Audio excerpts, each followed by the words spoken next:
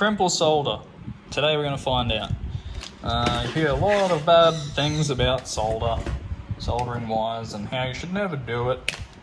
It's all trash, people. Here, I'm going to show you. I'm not going to use numbers, I'm just going to give you comparisons, alright? So, I've made this little rig. It's simply a piece of box channel aluminium with some holes, a bolt with a hole in it to wrap around. And what I want to do is prove beyond all doubt that crimps are actually weaker than solder joints, and yeah. Okay, so here's quick crimp genuine pliers and genuine quick crimp pin. Get in the frame and get into focus. Come on.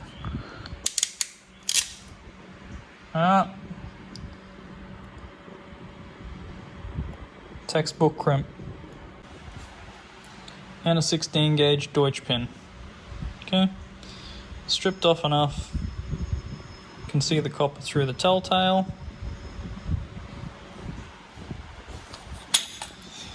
Using crimper.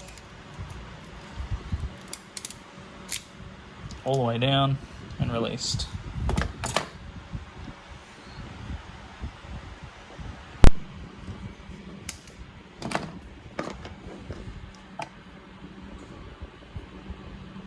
These two here.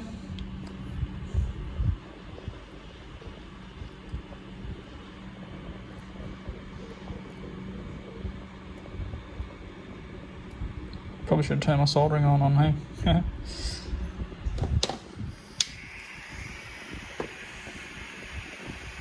Let me let that heat up. Alright, ready to solder it.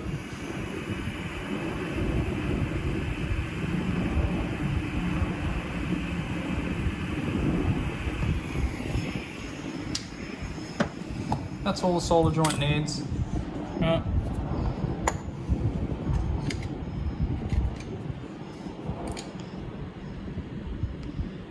Still flexible right at the ends. Now let's get to it. Let's do the comparisons. Who's in camp solder and who's in camp crimp? Let's do it. Alright, here we go. Let's put some force on this thing.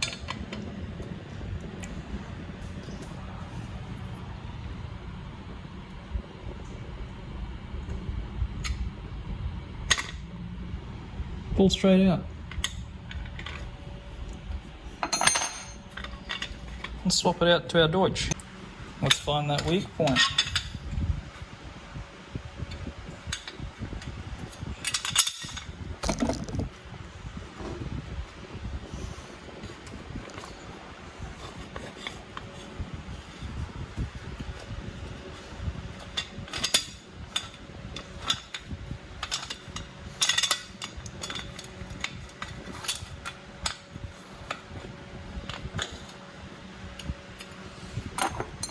Let's apply some force.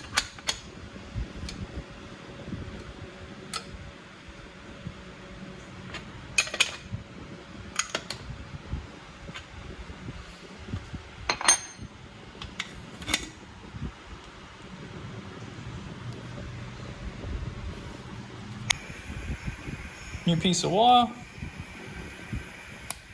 Strip.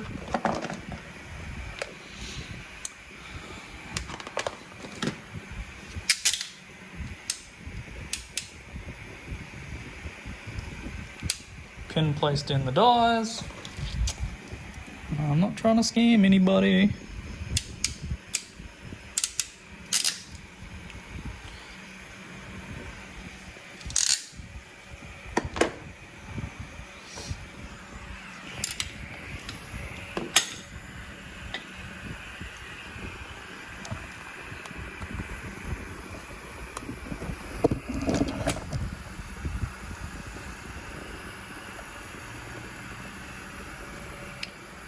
So when I want something that's absolutely foolproof,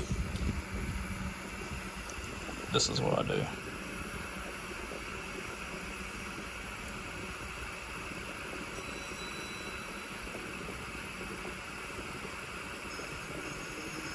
That's it. The tiniest little bit of solder.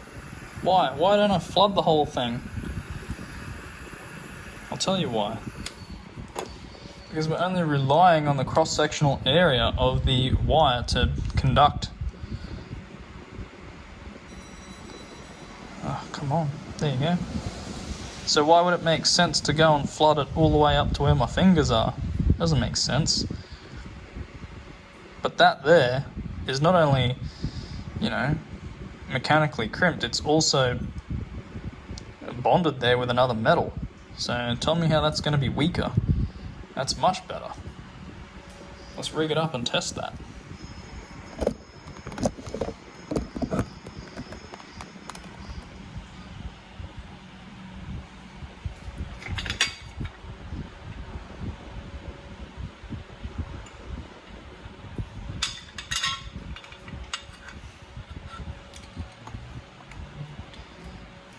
I reckon the pin itself is going to fail at that weak point there, possibly.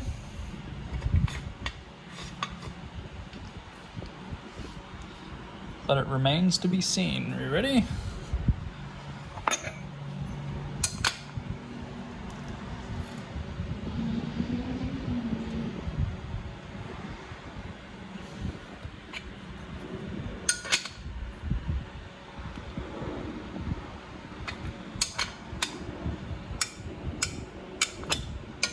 Here's some copper strands snapping. Hey!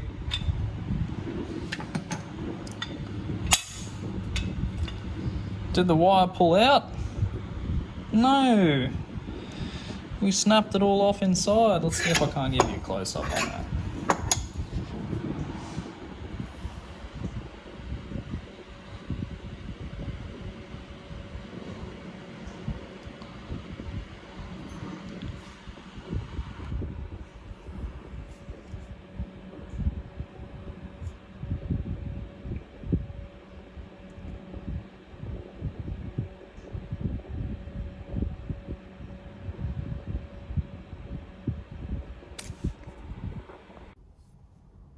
Okay, let's recap everything that we've come across so far.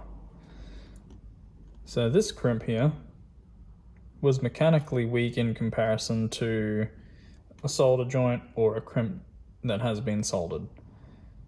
Is that necessarily a bad thing? Well, no, because under normal circumstances, a quick tug test should tell you whether your crimp is going to fall out or not. If it doesn't fall out, you're golden.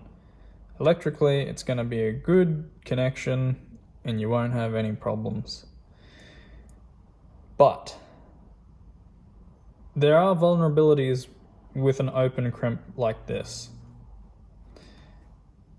In the example where we'd crimped and soldered, what we're mitigating for is corrosion to develop between the pin and the conductor. So in a bad environment, something like this you wouldn't use on that pin, but could translate to the use on something like this. So a machinery that might be, used in salty environment or corrosive environments like fertilizer sheds or things like that, you would crimp that, you would solder that, and then you would apply a protectant over that once it's bolted down. That would ensure the best corrosion resistance, because corrosion will start to travel between your conductor and the sheathing. So that is a weak point there. So a joint like this would be crimped, soldered, and then have a dual wall shrink on there. And the only exposed part would be the metal on the end of this ring, which you would spray with a protectant to keep the oxygen and the corrosive environment at bay.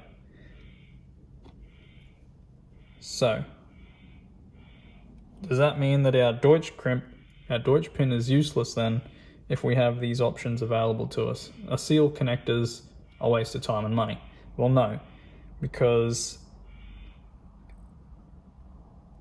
you would be wasting your time to crimp these pins because they are exposed, whereas these in a connector as a whole unit are encapsulated and keep the environment out.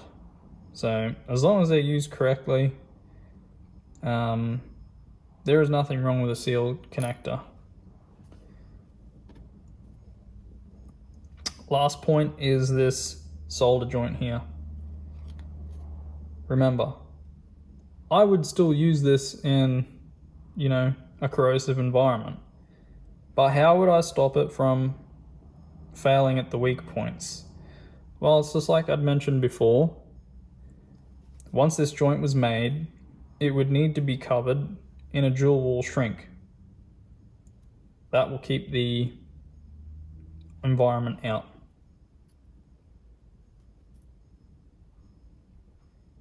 Also, people who say that these connections are less electrically sound isn't thinking with their head, because what you've got here is twice the cross-sectional area, because you have two ends butted up and intertwined.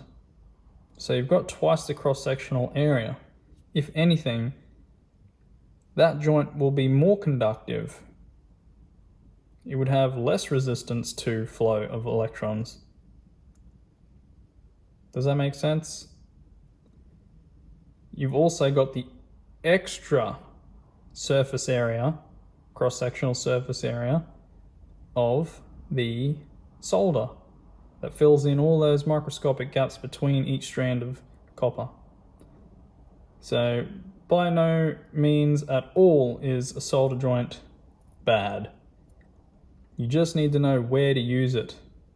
You wouldn't go and solder wires directly at the back of a connector unless you could